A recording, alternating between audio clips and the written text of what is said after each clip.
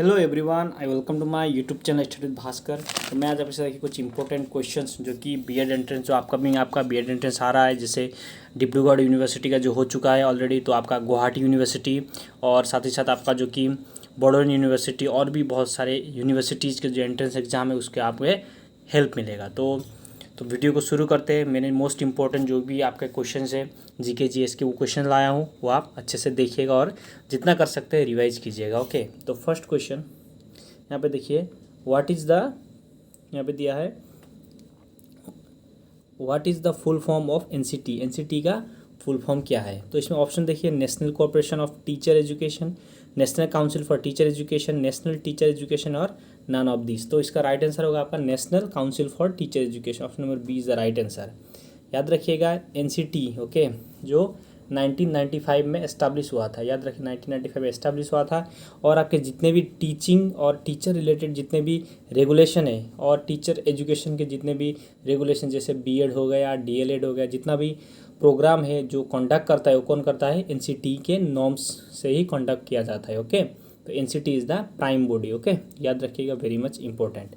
तो next question, so the next question, who among the following who among the was a recipient of highest civilian award of Assam Ratna, जो कि आसाम का जो कि एक हाईएस्ट सिविलियन ऑर्डर है असम रत्न, तो वो किसने सबको सबसे पहले मिला था? इनमें से कौन से लोगों को मिला था? तो यहाँ पे ऑप्शन देखिए, श्री जादव पायेंग, डॉक्टर मामोनी रश्यम गोस्वामी, डॉक्टर भवेंद्रनाथ सैकिया और डॉक्टर नोगेन सैकिया। इनमें से जो कि option number B Mamoni Raisom Goswami को मिला था ये अवार्ड। याद रखिएगा, मामोनी रश्यम गोस्वामी।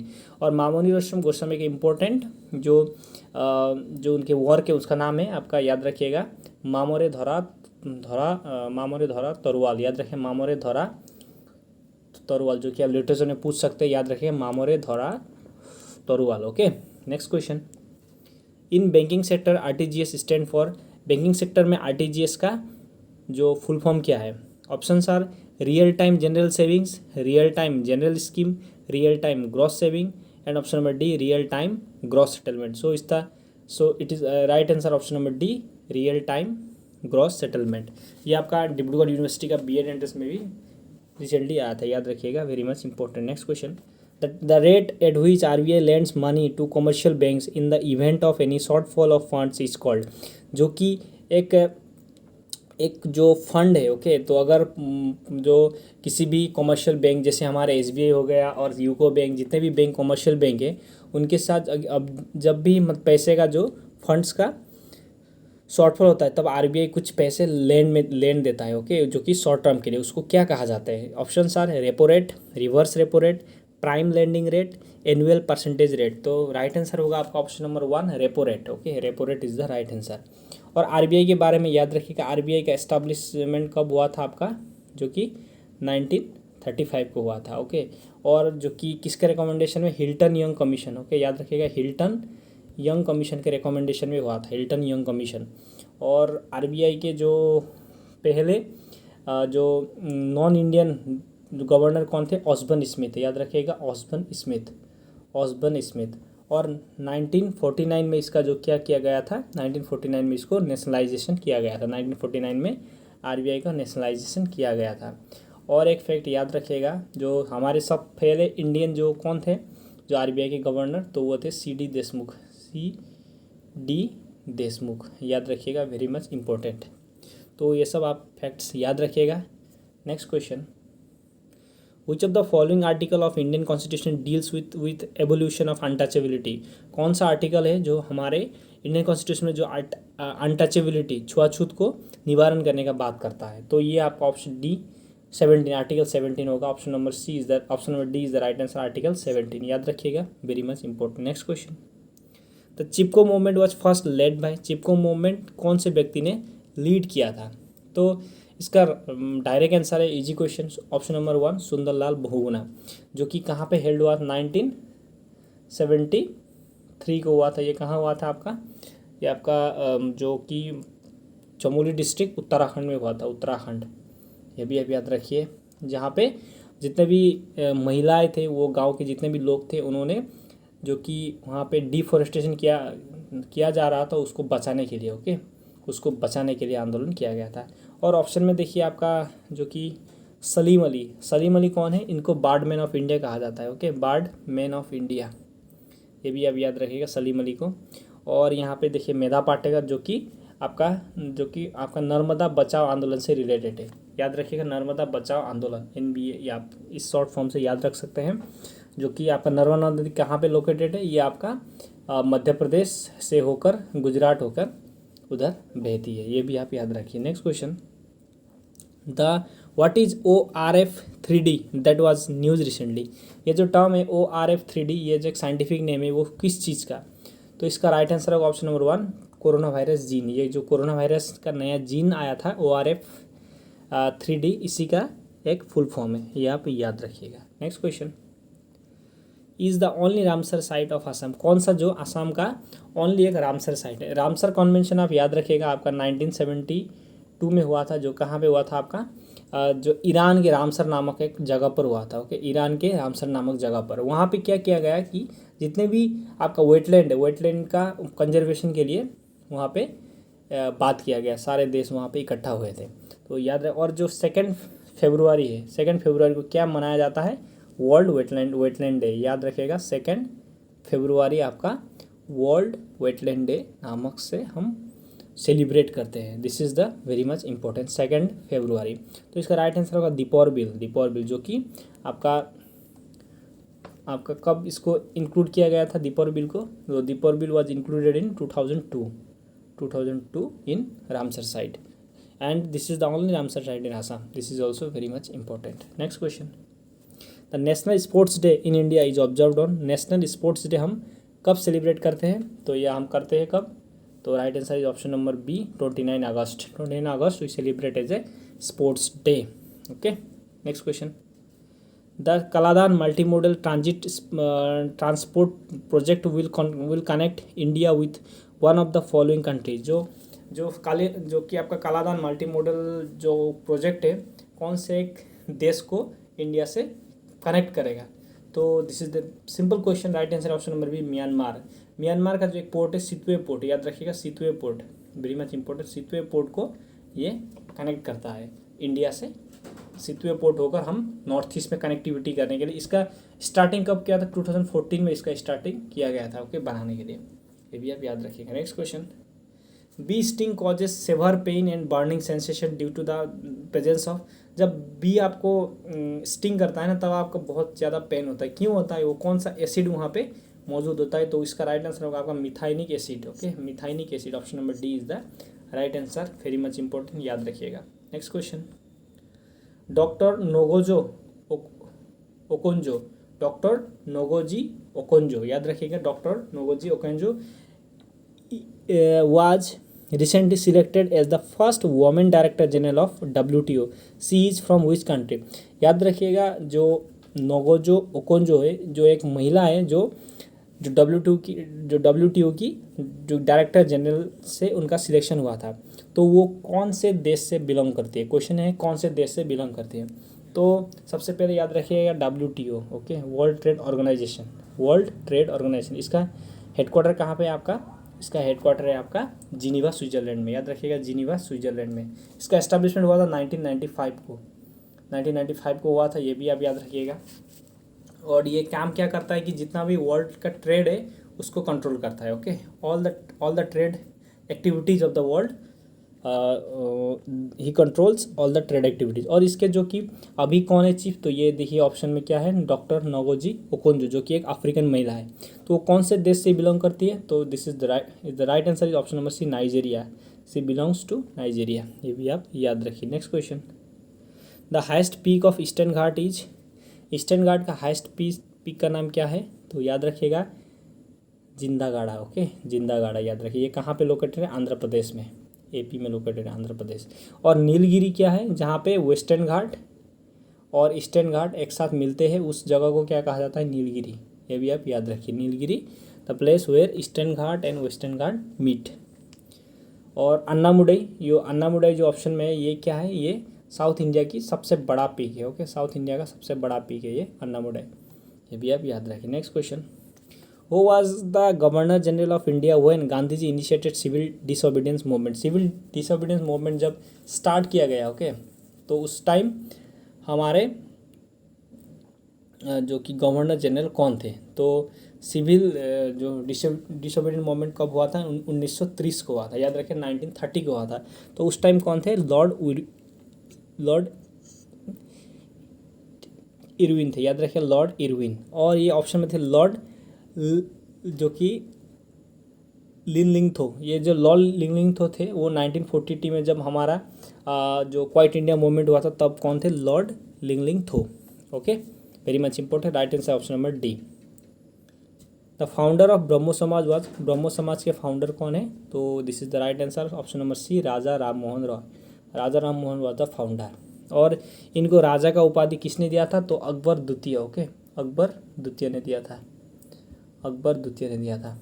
और ये इनको फादर ऑफ मॉडर्न इंडिया कहा जाता है। इन्होंने बहुत सारे रिफॉर्म्स लाए थे हमारे देश में। Okay, this is also a right answer. Next question, who is commonly known as the iron man of India? जो इंडिया के आयरन मैन के रूप में किन्हें जाना जाता है? तो इसमें राइट आंसर होगा आपका ऑप्शन नंबर 1, सरदार वल्लभ भाई पटेल, जो कि हमारे फर्स्ट होम मिनिस्टर थे। ओके, इंडियन जो आज़ाद भारत के पहले होम मिनिस्टर कौन थे? सरदार वल्लभ भाई पटेल। और इन्होंने बहुत सारे जो रियासतें थे उनको एक साथ जुड़ने में बहुत हेल्प किया था इन्होंने, ये भी आप याद रखिएगा।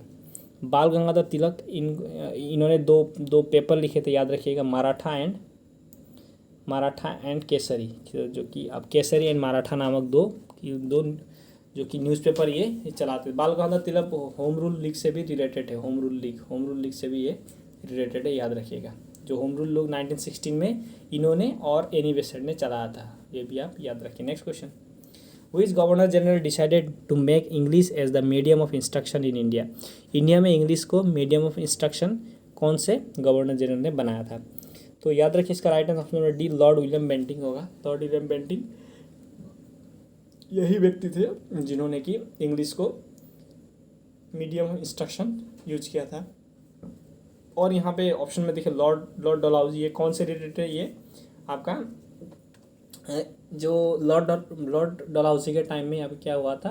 ट्रेन जो भारत का सबसे पहले रनिंग हुआ था ट्रेन, और इन्होंने ही जो आपका बहुत सारे रिफॉर्म्स इन्होंने लाए थे। Okay, next question, swadeshi and boycott adopted as the methods of struggle for the first time during the? जो स्वदेशी एंड बॉयकॉट जो वर्ड थे वो कौन से टाइम में,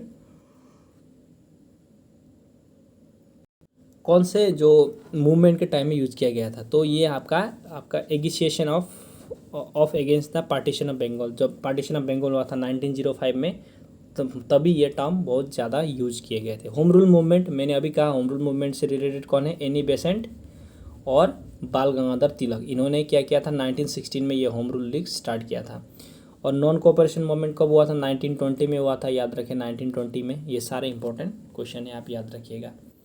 the theory of economic drain of India during British imperialism was propounded bye? जो economic drain theory ये किन्होंने दिया था? तो ये दिया था आपका दादा भाई नौरोजी। दादा भाई नौरोजी, जिनको क्या कहा जाता है? Grand old man of India, grand old man of India कहा जाता है। और ये फर्स्ट पर्सन थे जो इंग्लैंड के फ्रिंसबरी से, जो कि मतलब आपके पार्लियामेंट चुने गए थे, याद रखिएगा, पार्लियामेंटेरियन हुए थे ये दादा भाई नौरोजी। और ऑप्शन में देखिए जवाहरलाल नेहरू। जवाहरलाल नेहरू भारत के पहले प्रधानमंत्री थे, और साथ ही साथ आपके भारत के पहले फॉरेन मिनिस्टर भी कौन थे? जवाहरलाल नेहरू। ये आपका बीएड एंट्रेंस में आया हुआ है, आप याद रखिएगा।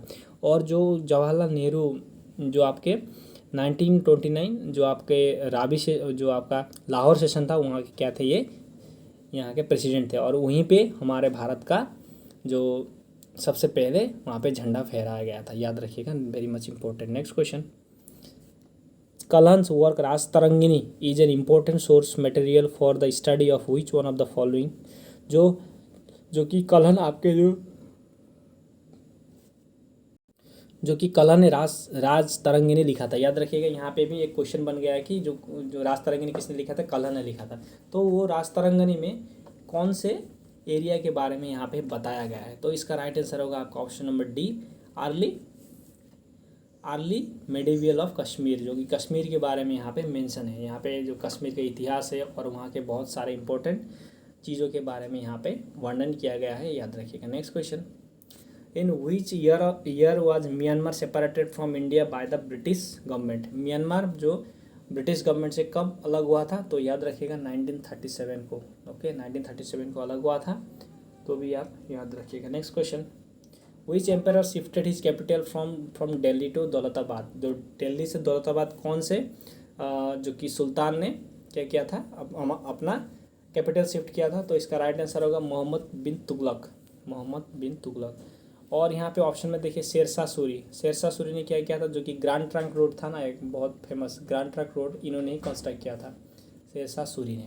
ओके, ये भी आप याद रखिए। Next question, the power of Supreme Court of India to decide dispute between the centre and the state falls under. जो सेंटर और स्टेट के बीच में जो एक आपका कोई भी अगर टसल होता है तो उसको कौन से जुरिडिक्शन के अंडर रखा जाता है, तो ये आपका option number C original jurisdiction. Okay, original jurisdiction कहा जाता है। Next question, Vande Mataram song written by which of the following author. Vande Mataram song किन्होंने लिखा था, तो ये लिखा था आपका Bankim Chandra Chattopadhyay. Option number B is the right answer. So this is the right answer, Bankim Chandra Chattopadhyay. Constituent assembly of India was founded in the year. जो constituent assembly है, ओके, ये कब फॉर्म किया गया था, तो इसका राइट आंसर होगा आपका 1946 को फॉर्म किया गया था। और जो कि कॉन्स्टिट्यूंट असेंबली के चेयरमैन कौन थे, सबसे पहले कौन थे, सचिनंद सिन्हा। ओके, सचिनंद सिन्हा थे, लेकिन उसके बाद कौन हुए परमानेंट कौन थे, तो वो थे राजेंद्र प्रसाद। याद रखिएगा, Rajendra Prasad was the permanent chairman of constituent assembly, अभी आप याद रखिएगा। Next question, which of the following incident also known as the Jallianwala Bagh of Assam. कौन सा इंसिडेंट है जो असम का आपका जालियानवाला बाग कहा जाता है। यहाँ पे सबसे पहले आपका जो पत्थरोघाट अपराइजिंग, जो कि पत्थरोघाट अपराइजिंग हुआ था आपका जो कि अब पत्थरोघाट अपराइजिंग हुआ था 1894 को, 28 जनवरी 1894 तब हुआ था। और फुलगोरी धेवा हुआ था आपका 1861 को। ओके, तो पहले जो कि पत्थरोघाट अपराइजिंग को क्या कहा जाता है, इसको कहा जाता है कि आपका जालियानवाला बाग ऑफ असम। और एक क्वेश्चन, जो कि जालियानवाला बाग इंसिडेंट कब हुआ था, तो ये हुआ था आपका 1919 को, 13 अप्रैल।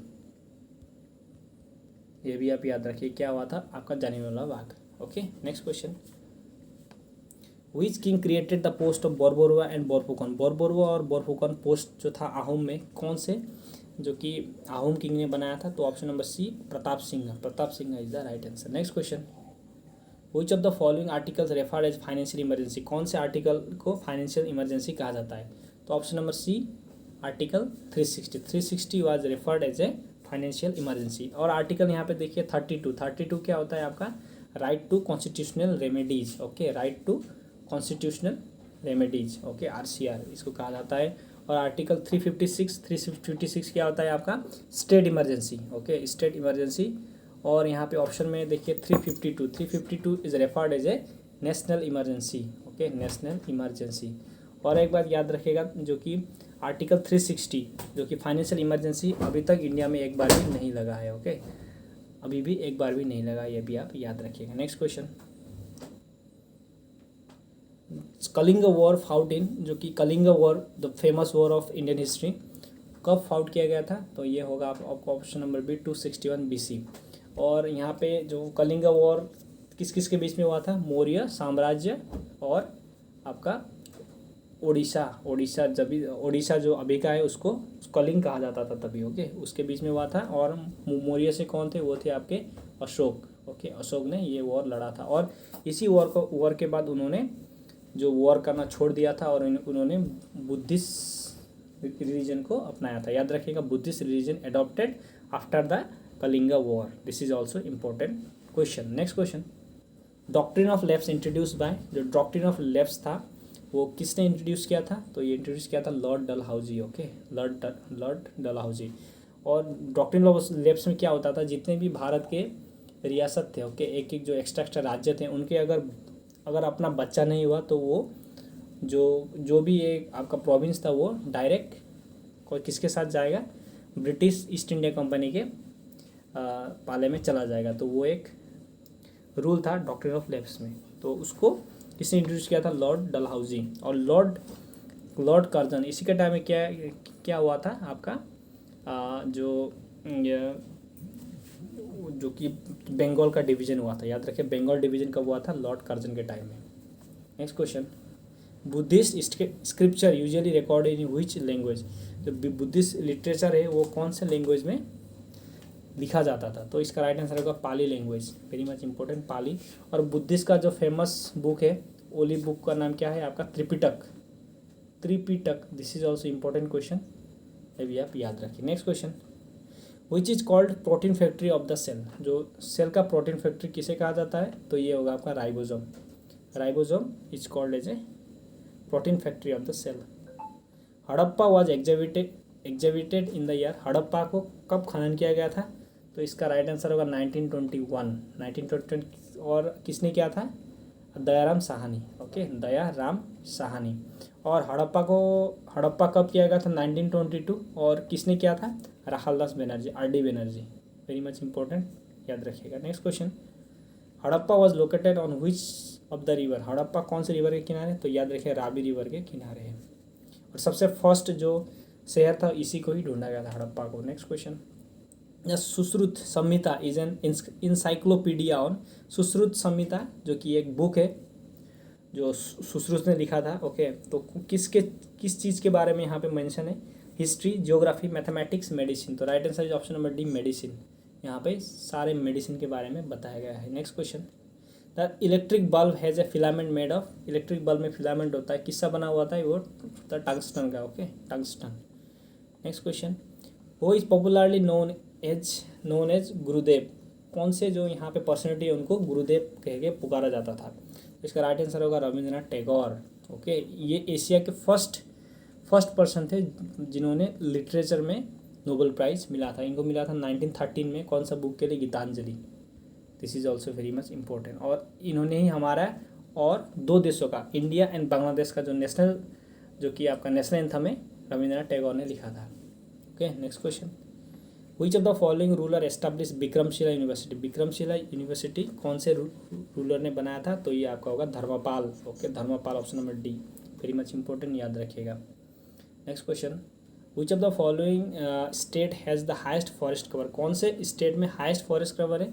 तो इसमें राइट आंसर होगा आपका मध्य प्रदेश, हाइस्ट फॉरेस्ट कवर। और अगर हाइस्ट परसेंटेज पूछा गया तो इसका आंसर होगा Mizoram. Mizoram is the highest percentage of forest cover, but highest forest cover पूछने से आपका मध्य प्रदेश होगा।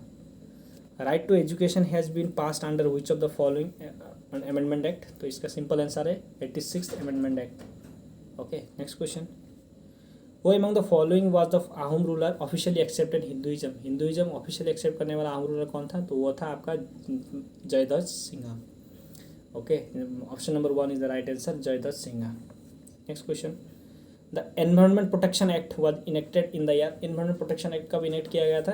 तो 1986। Okay, 1986 is the right answer. Next question, in which of the session Indian national Congress the resolution of fundamental rights was passed? तो इसका right answer है option number D, आपका Karachi session में पास किया गया था। Next question, mid day meal scheme was implemented in which year? Mid day meal scheme कब implement किया गया था? ऑप्शन नंबर बी, 1995 को। और फर्स्ट जो कि स्टेट कौन था जिसने मिड डे मील इंट्रोड्यूस किया था? वो था Tamil Nadu. Tamil Nadu was the first state. Next question, Lucknow located in which of the following river? Lucknow कौन से रिवर के किनारे है? तो इसका राइट आंसर होगा आपका गोमती नदी के किनारे। Okay, Gomti. Original name of Tansen was, जो ओरिजिनल नेम क्या था उनका? था रामतनु पांडे। ओके, रामतनु पांडे। और महेश दास जो कि बीरबल का ओरिजिनल नाम था, क्या था? महेश दास। नेक्स्ट क्वेश्चन, सो ये थे टोटल क्वेश्चंस, अच्छे से रिवाइज कीजिएगा। Good luck for your exam. Thank you for watching.